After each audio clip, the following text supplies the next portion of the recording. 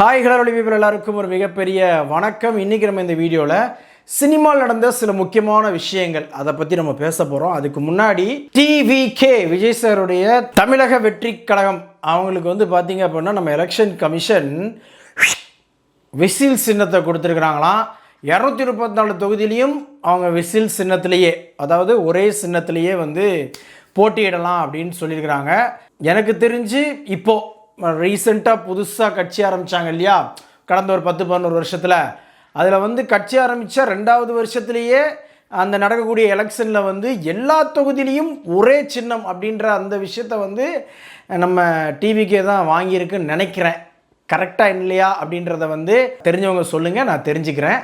எனக்கு தெரிஞ்ச வகையில், ஏன்னா நம்ம சீமான் அண்ணா பயங்கரமாக கோவப்பட்டார், விரக்தியானார் அப்படின்லாம் நிறைய நியூஸ் நான் பார்த்தேன்.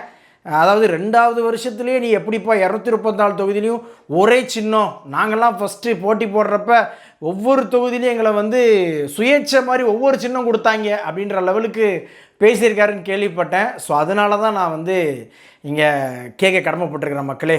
சரி, ஓகே, சினிமா நியூஸ்க்கு வருவோம். Yes, of course Mankatha rerelease January 23rd. பட்டைய கலப்புற மாதிரி ஆல் ஓவர் தமிழ்நாடு பார்த்தீங்கன்னா எல்லா திரையரங்குகள்லையுமே அந்த first day first show, Chennai அங்கெல்லாம் பார்த்திங்கன்னா ஆல் ஷோஸ் கம்ப்ளீட் ஃபுல்லு. நான் சொல்கிறது ஓவராலாக மற்ற ஊர்கள்லையுமே அந்த ஃபஸ்ட் டே ஃபஸ்ட் ஷோ அப்படின்ற அந்த ஷோ மட்டும் ஹவுஸ்ஃபுல்லாக இருக்குது அப்படின்ற ஒரு நியூஸ் நம்ம கேள்விப்படுறோம். அது மட்டும் இல்லாமல் மற்ற ஷோஸ்களும் புக்கிங் ரொம்பவே நல்லா இருக்குது அப்படின்னு சொல்லியிருக்கிறாங்க. ஊரில் உள்ள எல்லா தேட்டர்லையும் ரிலீஸ் பண்ணியிருந்தா கூட ஒரு தேட்டர்லையாவது இப்படி எல்லா ஷோவும் ஃபுல்லாகுது அப்படின்ற மாதிரியான ஒரு நியூஸ் நம்ம கேள்விப்படுறோம். ஸோ ரீரிலீஸ்லேயே ஒரு ரெக்கார்ட் பிரேக்கிங் பண்ணியிருக்கு இது வரைக்கும் மங்காத்தா. ஓவரால் இந்த படத்தோடைய ரன் முடிகிறப்ப அது பல சாதனைகளை முறியடிக்குதா, புது சாதனைகள் படைக்குதா அப்படின்றத நம்ம பொறுத்திருந்து பார்ப்போம். ஆக்சுவலாக எல்லாருமே இறங்கி நான் இந்த படத்தை நான் திருப்பி தேட்டரில் பார்க்குறேன்டா, பார்த்தவன் பார்க்காதவன், டிவியில் பார்த்துட்டு பயங்கரமாக ஃபயர் விட்டவன் எல்லாரும் இப்போ பிக் ஸ்க்ரீனில் இந்த படத்தை பார்த்தே ஆகணும் அப்படின்ற ஒரு விஷயத்தில் ரொம்ப கன்ஃபார்மாக உறுதியாக இருக்கிறாங்க அப்படின்ற மாதிரி நியூஸ் வருது.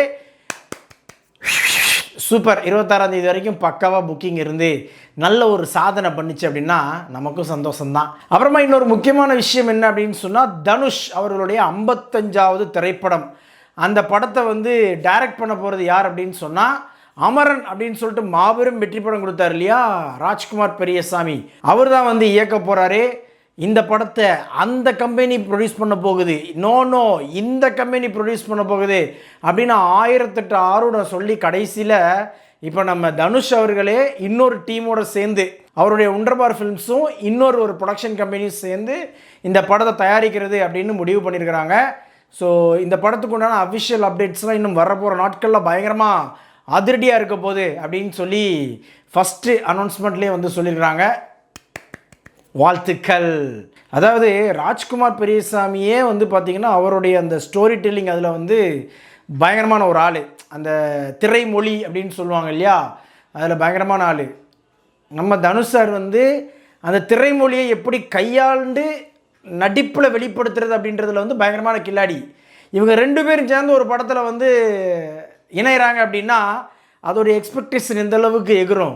எஸ், த சேம் எக்ஸ்பெக்டேஷனில் தான் நானும் இருக்கிற மக்களே. வாழ்த்துக்கள் சொல்லிடுவோம். அதுக்கு அடுத்து ஒரு முக்கியமான 2 விஷயம் மக்களே. இந்த 2 முக்கியமான விஷயம் என்ன அப்படின்னா, ரீசெண்டாக சிறை படம் எல்லாருமே பார்த்துருப்பீங்கன்னு நினைக்கிறேன். ஏன்னா கிட்டத்தட்ட 35 கோடி ரூபாய் அந்த படம் பாக்ஸ் ஆஃபீஸில் பண்ணியிருக்கு, தெலுங்கு மற்றும் ஹிந்தி ரிலீஸ் இல்லாமல். அதாவது டேரெக்டாக தமிழில் மட்டுமே ரிலீஸ் ஆகி 35 கோடி ரூபாய் அந்த படம் கலெக்ட் பண்ணியிருக்கு. அந்த படத்துடைய பட்ஜெட் அப்படின்னு பார்த்தீங்கன்னா கிட்டத்தட்ட 5 கோடிக்கும் கீழே அல்லது 6 கோடி தான் இருக்கும். இதுதான் என்னுடைய கணிப்பு.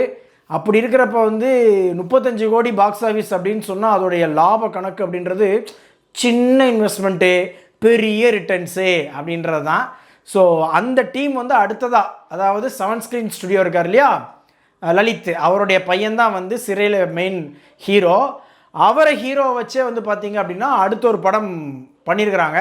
அந்த படத்துடைய பூஜை ஸ்டில்ஸ்லாம் இன்றைக்கி ரிலீஸ் பண்ணியிருந்தாங்க. அதுவும் ஃபினிஷிங் ஸ்டேஜில் இருக்கான். எவ்வளவு சீக்கிரமாக இருக்காங்க பாருங்களேன். ஒன்ஸ் ஒரு படம் ஹிட் ஆகிடுச்சு அப்படின்னு சொன்னால் அடுத்து அந்த குதிரை ஜெயிச்ச குதிரை மேலேயே திருப்பி கெட்டி, நான் ஏற்கனவே வந்து சிறையோட ரிவ்யூலேயே சொல்லியிருப்பேன், நல்ல சூப்பரான கதையம்சம் கொண்ட படங்களை தேர்ந்தெடுத்து நல்லபடியாக பண்ணுங்க அப்படின்னு சொல்லிட்டு, அப்படியே உங்களை வச்சு வேறு யாரும் ப்ரொடியூஸ் பண்ண முடியலனா கூட உங்கள் அப்பாவே வந்துடுவார், அதனால் பிரச்சனை கிடையாது அப்படின்ட்டு. எக்ஸாக்டாக அதை தான் இப்போ லலித் பண்ணிகிட்டு இருக்காரு. அப்படியே சிறை வெற்றியை வந்து அப்படியே கொண்டு போயிடணும், அடுத்த படத்துலையும் கடத்திடணும் அப்படின்றதுக்காகவே ஷூட்டிங்கே கிட்டத்தட்ட முடிகிற கண்டிஷனில் இருக்கான். பலே கில்லாடிப்பா, வாழ்த்துக்கள், காற்றுள்ள போதே துற்றிக்கொள் அப்படின்னு சொல்கிறது இதுதான் போல். கடைசியாக ஒரு சூப்பரான ஒரு விஷயம் என்ன அப்படின்னு பார்த்தீங்க அப்படின்னா, மாயபிம்பம் சொல்லிட்டு ஒரு படம் வந்து 23 ஜனவரி வந்து ரிலீஸ் ஆக போகுது. ஸோ அந்த படத்தோட இயக்குனர் சுரேந்தரா, ஆமாம் சுரேன் டைரக்டர் அப்படின்னு தான் அவருடைய ஐடி இருக்குது. அவர் வந்து இந்த மாயபிம்பம் படத்தை வந்து ப்ரீமியர் ஷோலாம் போட்டு பல பேருக்கு வந்து பயங்கரமாக படத்தை காமிச்சு, எல்லாருடைய வார்த்தைகளும் எப்படி இருக்குது அப்படின்னு சொன்னால் வாவ் சூப்பர்ப்பா. அதுலேயும் யாரோ ஒரு ஆள் சொன்னாங்களே, பாலா சாருடைய சேது பார்த்துட்டு எனக்கு வந்து தூக்கமே வரல, அதே மாதிரி இந்த படத்துடைய கிளைமேக்ஸ் பார்த்துட்டு எனக்கு வந்து தூக்கம் வரல அப்படின்னு சொல்லியிருந்தாங்க. அது எந்த செலிப்ரிட்டின்றதை மறந்துட்டேன், மன்னிச்சுக்கிட்டுங்க மக்களே. ஆனால் இப்போ மேட்ரு என்ன அப்படின்னு சொன்னால், அந்த படம் வந்து 23ஆம் தான் ரிலீஸு. ஆனால் இப்போவே வந்து அந்த படத்துடைய டைரக்டருக்கு வந்து ஒரு ஜாக்பாட் அடிச்சிருக்கு. என்னன்னு கேட்குறீங்களா?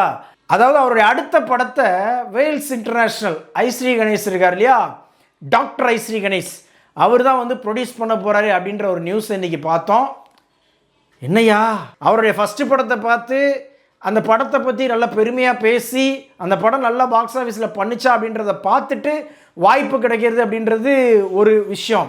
ஆனால் அதுக்கு முன்னாடி அந்த படத்தை பார்த்துட்டு இந்த ஆளை நம்பி நம்ம வந்து காசை கட்டலாம்ப்பா அப்படின்னு சொல்லிட்டு நாளைக்கு ரிலீஸு இன்றைக்கே வந்து அடுத்த படத்தோடைய அக்ரிமெண்ட் சைன் பண்ணிட்டாங்க மக்களே. எனக்கு தெரிஞ்ச ஒருத்தர் பெரிய இண்டஸ்ட்ரி ஹிட்டு கொடுத்தாரு, ஆனால் பாருங்கள் 6 வருஷமாக சும்மாவே இருக்கார். அவரை நம்பி கொஞ்ச நாள், இவரை நம்பி கொஞ்ச நாள் அப்படின்னு சொல்லிட்டு இப்போ ஃபைனலாக வந்து இன்னொரு ஹீரோ வச்சு படத்தை ஆரம்பிக்க போகிறாரு அப்படின்ற மாதிரி ஒரு நியூஸ் கேள்விப்பட்டேன். அந்த இயக்குனர் பேர் தேசிங் பெரியசாமி, அந்த நடிகர் பேர் மணிகண்டன். ஸோ இதுதான் இன்றைக்கி வந்து நான் சினிமாவில் பார்த்த ஹாட் டாபிக் மக்களே. ஸோ வேறு ஏதாவது டாபிக் நான் மிஸ் பண்ணியிருந்தேன் அப்படின்னு சொன்னால் கீழே உள்ள கமெண்ட் பாக்ஸில் கமெண்ட் பண்ணுங்கள். பட் நான் பார்த்து என்ஜாய் பண்ண விஷயங்கள் இதெல்லாம். ஸோ அதெல்லாம் உங்கள் கூட ஷேர் பண்ண நல்லா இருக்குமே அப்படின்னு தோணுச்சு. ஸோ ஷேர் பண்ணிட்டேன். வீடியோ பிடிச்சிருந்துச்சுன்னா லைக் பண்ணுங்கள், ஷேர் பண்ணுங்கள். சேனல்ஸோட வீடியோஸை ஒன்று பார்க்கணும் அப்படின்னா உடனே நம்ம சேனலை சப்ஸ்கிரைப் பண்ணுங்கள். அப்புறம் தொடர்ந்து இந்த மாதிரி டெய்லி வரக்கூடிய இந்த அப்டேட்ஸ்லாம் இருக்கு இல்லையா, இதெல்லாம் வந்து நம்ம பண்ணலாமா வேணாமா அப்படின்றது எல்லாத்தையுமே வந்து கீழே கமெண்ட் பாக்ஸில் சொன்னீங்க அப்படின்னா நம்ம அடுத்தடுத்து பண்ணலாம். இல்லை அப்படின்னு சொன்னால் முக்கியமான சினிமா செய்திகளை மட்டும் ஷேர் பண்ணிக்கலாம், மற்றபடி ரிவ்யூஸை மட்டும் நம்ம ஃபோக்கஸ் பண்ணுவோம். ஓகே.